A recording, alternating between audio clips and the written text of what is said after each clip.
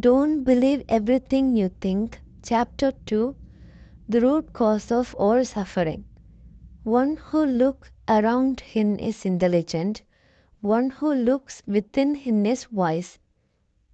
Machona Plivoya. We live in a world of thought, not reality.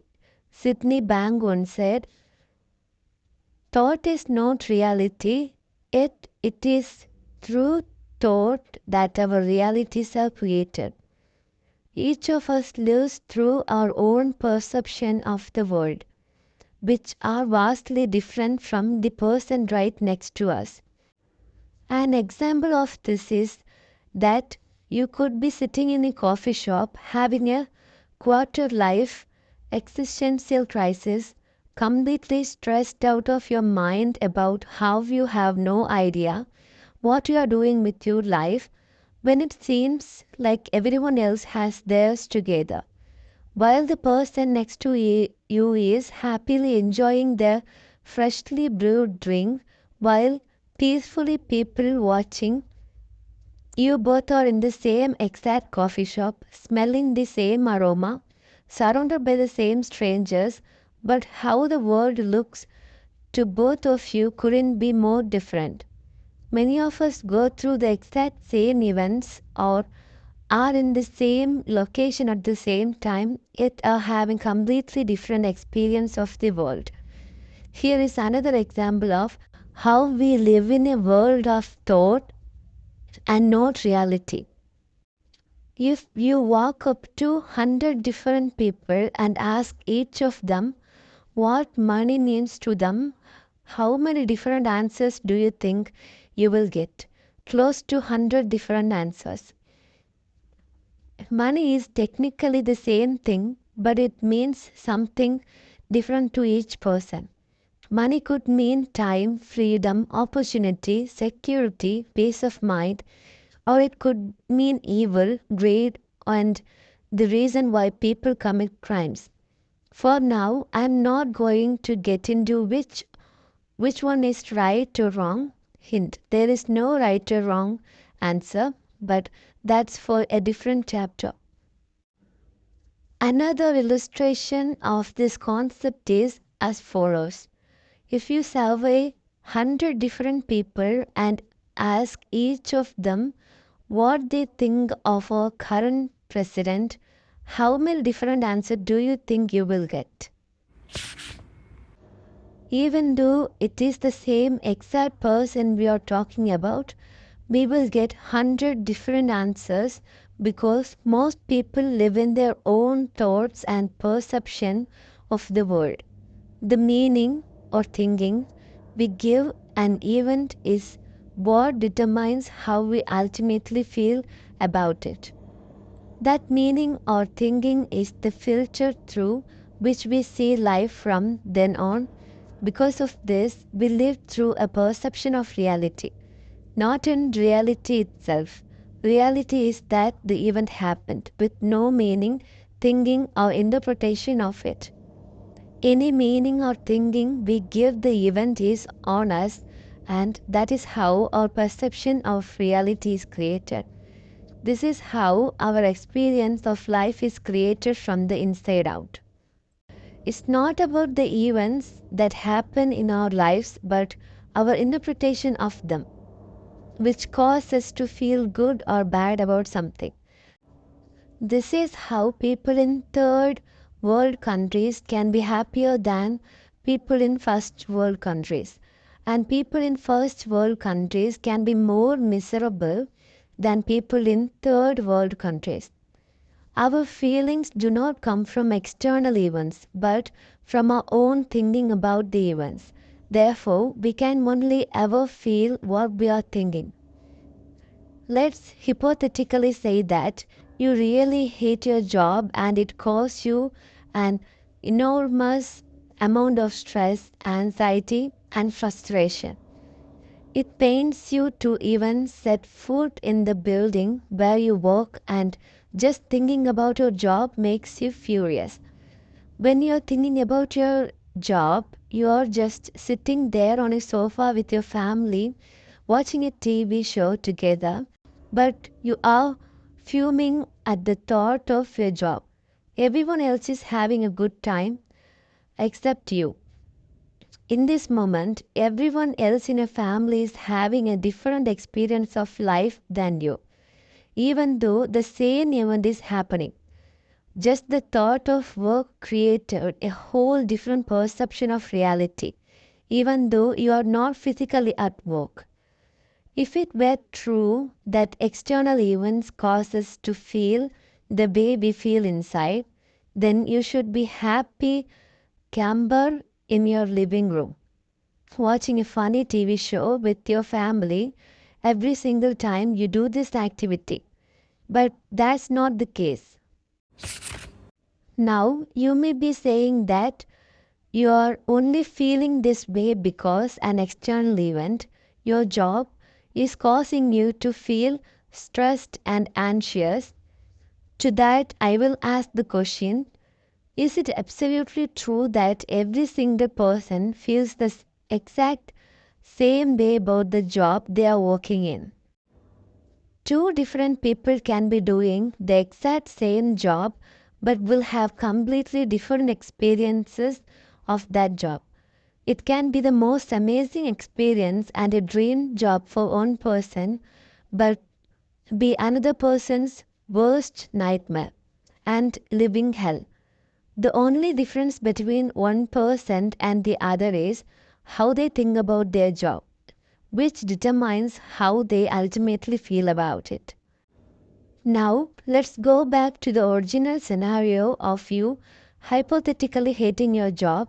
Remember how much stress, anxiety, and frustration it causes you when you think about it. Let's do a quick thought experiment about that by answering the questions below. Who would you be without that thought that you hated your job? Take 1 minute to see what comes up for you and don't move on until you do that. If you don't overthink it and truly let the answer surface from within you, without that thought, you will most likely feel and be happy, peaceful, free, and light. Without our usual thinking about a particular event or thing, our experience of it completely alters. This is how we live in a world of thought, not reality, and how our perception of reality is created from the inside out. Through our own thinking, with this new understanding, you have just uncovered the cause of all our human psychological suffering. The root cause of our suffering is our own thinking. Now, before you throw this book across the room and light it on fire, I am not saying that this is all in our heads and that it isn't real. Our perception of reality is very real. We will feel what we think, and our feelings are real. That is completely undeniable. However, our thinking will look like an inevitable, unchangeable reality to us until we begin seeing how our reality is created. If we know that we can only ever feel what we are thinking, then we know that we can change our feelings by changing our thinking. Thus, we can change our experience of life by knowing that it comes from our own thinking. And if that is true, then we are ever only one thought away from experiencing something different and transforming our entire lives at any moment through a state of no thought. In short, the moment we stop thinking is when our happiness begins. A young monk and the empty bird is a story about how thinking is the cause of our own suffering. A long time ago, a young Zen monk was living in a small monastery that was located in a forest which was near a small lake. The monastery was occupied by a few senior monks while the rest were newcomers and still had much to learn. The monks had many obligations in the monastery, but one of the most important ones was their daily routine, where they had to sit down, close their eyes, and meditate in silence for hours at a time. After each meditation, they had to report their progress to their mentor. The young monk had difficulty staying focused during his meditation practice for a variety of reasons, which made him very mad. After the young monk reported his progress, or better said, lack of it, to his mentor, the elder monk asked the young monk a simple question that had a hidden lesson. Do you know what is really making you angry?